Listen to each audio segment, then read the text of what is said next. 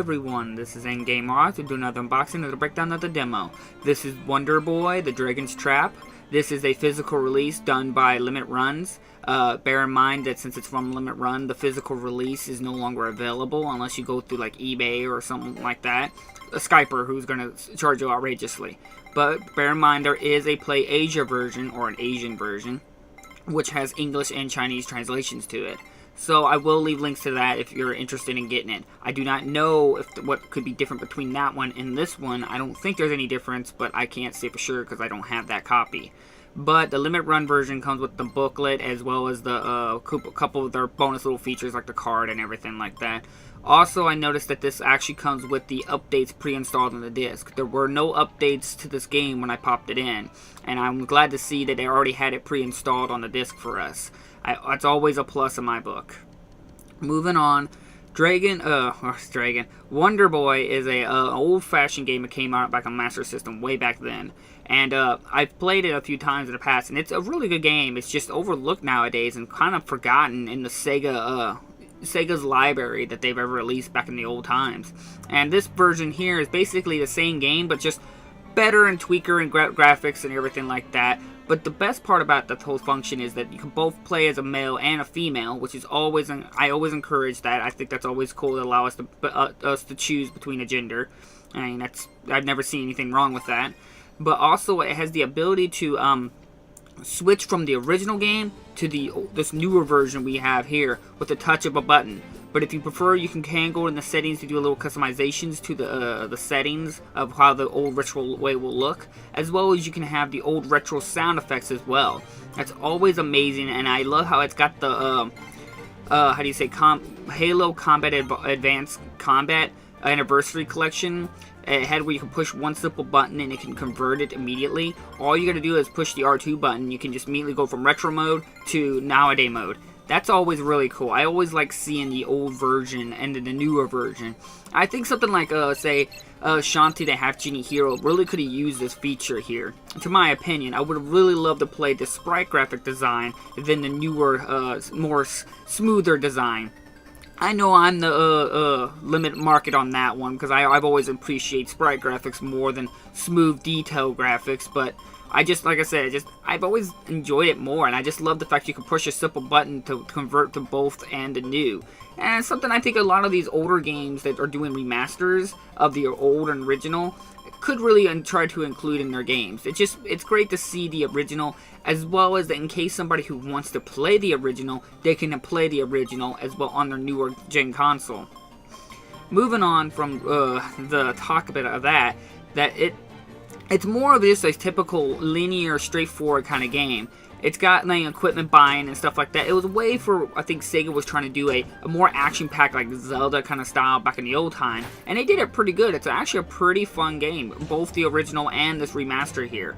It's not something you should probably push to the side if you ever get a chance of getting a copy or digitally. It is available digitally. It's definitely one of those games that I really enjoyed myself. It doesn't got the most amazing soundtrack, but it doesn't got bad songs. They're nowhere near annoying or anything like that, so I won't push it.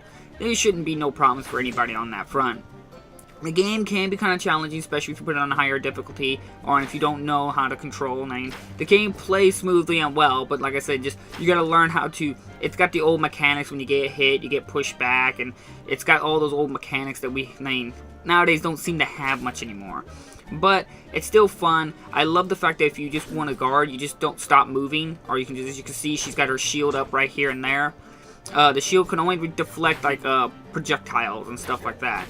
And I love the buying equipment upgrading. And one of the other neat little parts in this is like part of the point of the franchise is you got a curse that will be put upon you, and you will transform into different kind of monsters within the universe.